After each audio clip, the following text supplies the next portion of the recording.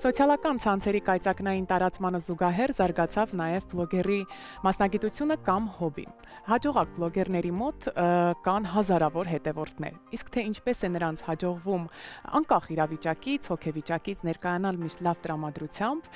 գեղեցիկ նկարներ ցուցադրել եւ ամենակարևորը մոտիվացնել իրենց հետևորդներին կպարզենք մեր հաղորդման այս հատվածում։ Եվ այսպես մեր հյուրերն են Մարիաննա Քաբաբյանը, բլոգեր եւ հոգեբան Մարիամ Մելքումյանը։ Բարի երեկո։ Բարի երեկո։ Մարիաննա, ինչպես որոշեցիք դառնալ բլոգեր։ Ես սկսել եմ զբաղվել բլոգինգով 2011 թվականին, երբ այս մասնագիտությունը նոր էր թափ առնում եւ այս մասին բոլորն էին խոսում, ինչպես դառնալ բլոգեր, ինչից սկսել։ Ես շատ հետաքրքրված էի արտասահմանում բլոգերների հայտնությամբ եւ որոշեցի Հայաստանում այս մասնագիտությունը կրողը դառնամ եւ բացեցի կայք, որտեղ գրում էի նորաձևության մասին եւ ներկայացնում էի իմ լուքերը։ Իհարկե ժամանակի ընթացքում ես իմ հետևորդների հետ հավասարաչափ մեծացանք, ունեցանք ընտանիքներ, բալիկներ եւ այսպիսի ապրելակերպ դարձավ ավելի շատ իմ թեման, քան նորաձևությունը, բայց սկիզբը այսպես է եղել։ Նորաձևություն, ապրելակերպ, հա, այսպես արդյոք միշտ եղել եք անկեղծ ձեր հետևորդների հետ։ Միշտ եղել եմ անկեղծ, բայց եղել եմ ավելի փակ, քան կամ, որովհետև երբ ունես կայք, որտեղ գրում ես հոդվածներ նորաձևության մասին տարբեր թեմաների շուրջ, դա չի ենթադրում առօրյայի ցույց տալը կամ չի ենթադրում, որ պետք է էմոցիաներ այնտեղ արտահայտես, իսկ երբ արդեն սոցցանցերի հարթակները միացան եւ ավելի առօրյա լուսաբանում կյանքի, հա, եկավ, իհարկե արդեն այդտեղ պահանջվում էր անկեղծություն եւ մաքսիմալ բաց կյանք, որ դու ցույց ես տալիս քո առօրյան ինչպես է տեղի ունենում, դու ցույց ես տալիս փոխհարաբերությունները քեզ շրջապատող մարդկանց հետ եւ հիմա իհարկե փորձում եմ ես լինել մաքսիմալ բնական, ինչպեսին որ կամ։ Ինչպես է արձագանքում մեր հասարակությունը։ Որոշ դեպքերում մենք հայտնի մարդկանցից, այն անձանցից, ովքեր որ բլոգ են վարում, ունենք պահանջ լինելու իդեալական։ Հաշվի առնենք այն փաստը, երբ որ մենք օրվա ընթացքում մի քանի ժամ, ընդհանուր մինչև 6-ից 8 ժամ ոմանք անց են կացնում իրենց հեռախոսների կամ գadgetների մեջ, մենք վիզուալիզացիայի միջոցով մեզ դնում ենք այն հայտնի մարդու փոխարեն, ում հետևում ենք ու սկսում ենք նրանից անընդհատ սպասել, որ պետք է միշտ երջանիկ լինի, միշտ պետք է գեղեցիկ վայրեր հաճախի եւ եթե տվյալ մարդու կյանքում լինում են որպես այդպիսին խնդիրներ կամ ճակերտավոր որևէ սխալ է թույլ տալիս, նույն մարդը, որ ոգևորված հետևում էր, սկսում է քննադատել։ Մարդիկ ակնկալում են, որ այն կերպարները, ում հետևում են, միշտ պետք է արդարացնեն իրենց սպասելիքները եւ իրականում սա շատ մեծ ծանրաբեռնվածություն է հենց այն մարդկանց համար, ովքեր որ որպես այդպիսին հայտնի են on-line հարթակներում։ Այնց հետաքրքիր է Մարիաննա, հենց այս վերջերս սկսեցիք ավելի զգացմունքային, ավելի այսպես էմոցիոնալ կողմերը ձեր դրսևորել, հա, սոցցանցերում եւ խոսեցիք ամուսնալուծության մասին։ Ինչպես է արձագանքը։ Իհարկե բլոգերը առաջին հերթին այդ պատասխանատվության զգացումը, որ նշեց հոգեբանը, կրում է իր մեջ եւ մենք վարում ենք մեր բլոգը որևէ մեկին օգտակար լինելու համար։ Իսկ դեռ ամուսնալուծությունից էլ առաջ անցյալ տարի շատ մեծ կորուստներով տարի էր ինձ համար, ես հայրիկիս կորցրեցի ու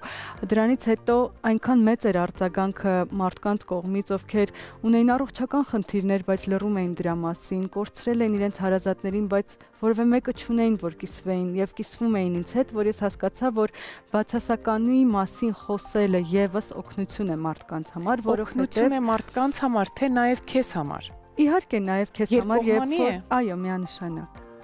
Միանշանակ երկկողմանի է, քանի որ դու ստանում ես կարեկցանք, սեր, ըմբռնում, որը շատ հաճախ ցավոք սրտի իրական կյանքում չես ստանում քեզ շրջապատող մարդկանցից։ Իսկ էկրանից այն կողմ ավելի հեշտ է այդ էմոցիան արտահայտել եւ այդ դրական խոսքերը ստանալ։ Հետաքրքիր է, արդյոք մարդուն ավելի հեշտ չէ կիսվել հարազատի, ընկերոջ, ընկերուհու, մոտիկ, հա, իրեն մոտ մարդկանց հետ։ Արդյոք դժվար չէ էկրանից այն կողմ չճանաչելով այդ մարդկանց, նրանց պատմել քո խնդիրները, քո կորուստի մասին, ամուսնալուծության մասին, մի խոսքով խնդիրների մասին կիսվել։ Եթե մենք մեզ հիշենք մանուկ ժամանակ, մենք մեզնից շատերը ունեինք օրագիր կամ որպես այդպիսին հուշատետեր։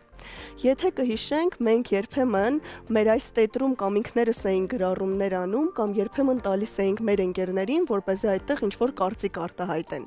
Ներկայումս ֆորմատը փոխվել է եւ այդ հուշատետր եւ օրագիր կոչվածը դարձել է մեր on-line այն հարթակը, որտեղ որ մենք կիսվում ենք մեր մտքերով։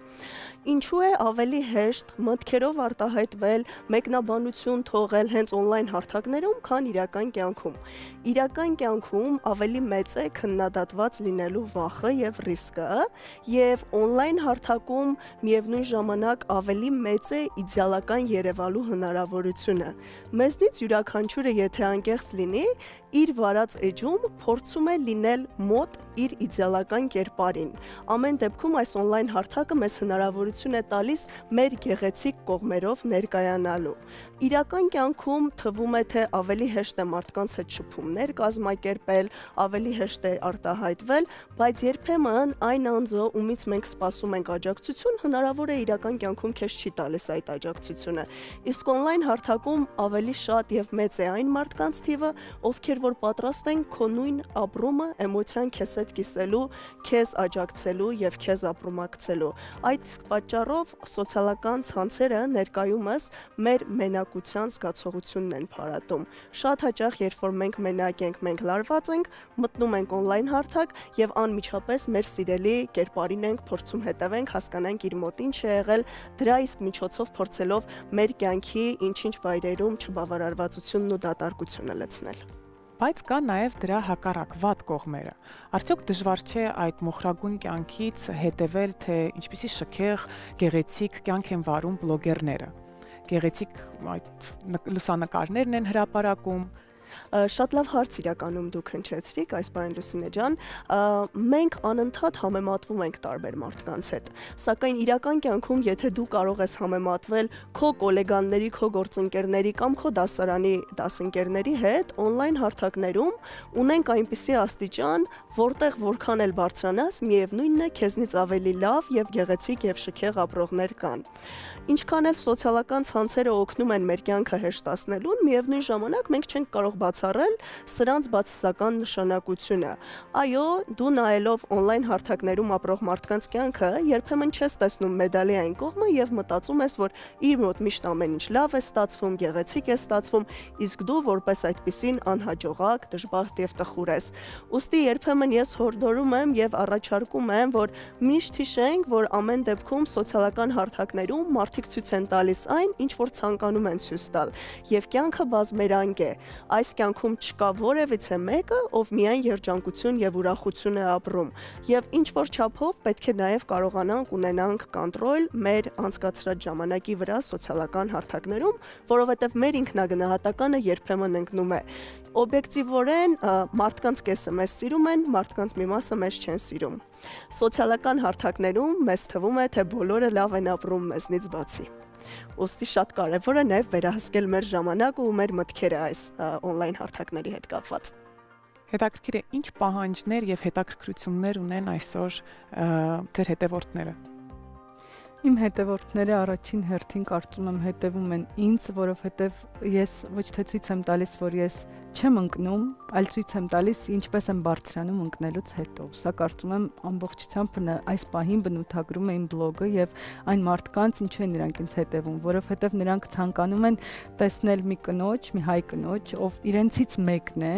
ոչինչով չի տարբերվում, ունի խնդիրներ, բայց եւ ունի կամքի ուժ նորից եւ նորից հարվածներին դիմանալու, դիմակայելու եւ վերկանալու եւ շարունակելու իր ճանապարհը։ Կարծում եմ այսօր սա ամենակարևորն է, որ պետք է հայ աղջիկներին, կանանց, ովքեր որ իմ լսարանն են կազմում, 90%-ով, որովհետեւ այդպիսի նամակներ շատ եմ ստանում։ Շատերը ունեն դժվարություններ եւ նրանց հետաքրքրում է հաղթահարելու ձևը, միջոցը որն է։ Իսկ ես միշտ ասում եմ, որ բոլոր պատասխանները մեր մեջ են եւ պետք է ուղղակի լավ ճանաչես քեզ, քո թույլ կողմերը ընդունես եւ քո ուժեղ կողմերը կարեւորելով, այսպես ինքդ քեզ ամուր գրկես եւ շարժվես առաջ։ Իսկապես հետաքրքիր է, թե որն է հասարակության պահանջը այսօրվա բլոգերներից, հա։ Նրանք ցանկություն ունեն տեսնելու այդ գեղեցիկ, շքեղ, ամուր կին կամ տղամարդ կարևոր չէ, թե մոխրոտի պատմությունը, թե որքան դժվար էր եւ այդ դժվարությունից մենք կարողացանք այսպես բարձրանալ եւ անցնել, հաղթահարել այդ դժվարությունները։ Որն է ավելի նրանց համար հոգեհարազատ։ Կախված նրանից, թե ում ես դու հետևում որպես այդպիսին, կարևոր է քո ակնկալիքը։ Եթե դու հետևում ես ինչ-որ անձի, ով որպես այդպիսին առողջ ապրելակերպ է պրոպագանդում, հետևում ես անձի, ով որպես այդպիսին խոհարարության կամ նորաձևության հետ կապված անընդհատ նորույթներով է հանդես գալիս, կամ ուղղակի հետևում ես մայրիկի, ով կիսվում է երեխայի խնամքի առօրյա հոգսերով։ Ընդհանուր առմամբ դրականն են ավելի շատ ցանկանում տեսնել, լսել, թե բացասականը։ Ցանկանում են տեսնել հիմնականում նորություն։ Հիմա բացատրեմ ինչպես է տեղի ունենում նոր ինֆորմացիա որսալու կարիքը։ Մենք ունենք նորույթի բջիջներ, որոնք պատասխանատու են նոր ինֆորմացիա վերցնելու համար։ Մեր ուղեղը ի ծնե ունի նորություն ստանալու կարիք։ Եթե դուք ուշադիր եք եղել, սոցիալական ցանցերը, երբ որ մենք թերթում ենք, չկա մի կետ, որտեղ ստոպ է տրվում եւ դու պետք է որևէ գործողություն անես։ Ավտոմատ էջը անընդհատ թարմացվում է։ Նույնը վերաբերվում է բլոգերին։ Բոլոր մարդիկ, ովքեր հետևում են իրենց սիրելի հայտնիներին, ակնկալում են անընդհատ նորություն ստանալ։ Մենք էլ, եթե ուշադիր լինենք, եթե ինչ-որ մեկին հետևում ենք, որոշակի շրջան, եթե չենք տեսնում ակտիվություն, սկսում ենք բարկանալ, հուզվել, նեղսրտել, ինչու՞ չէ նաև անհանգստանալ։ Այս նորության պահանջը իրականում հայտնիներին դնում է լարված իրավիճակում, որովհետև միշտ չէ, որ մեր կյանքում ամեն ինչ լինում է հետաքրքիր, նոր կամ թարմ, ուստի ոմանք ստիպված ինչ-որ ինֆորմացիա են փորձում հայթայթել եւ կիսվել։ Բայց կարող ենք ասել, որ միանշանակ մարդիկ ուզում են տեսնել ոգեշնչման պատմություններ։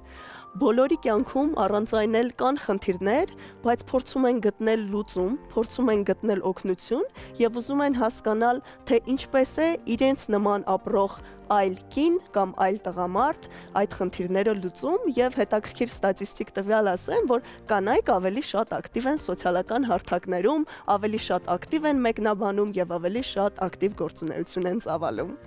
Մեկ բան էլ ես ավելացնեմ,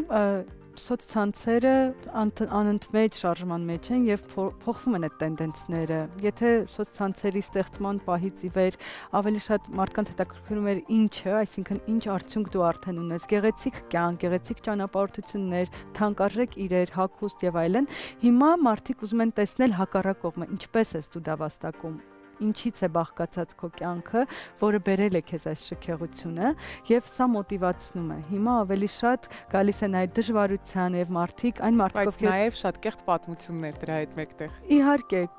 շատ կեղծ պատմություններ լինում են, ինչպես որ մարդիկ են լինում տարբեր եւ կարծում եմ մարդը զգում է էկրանից այն կողմ, այն իրականը։ Այո, որն է իրական։ Շնորհակալություն։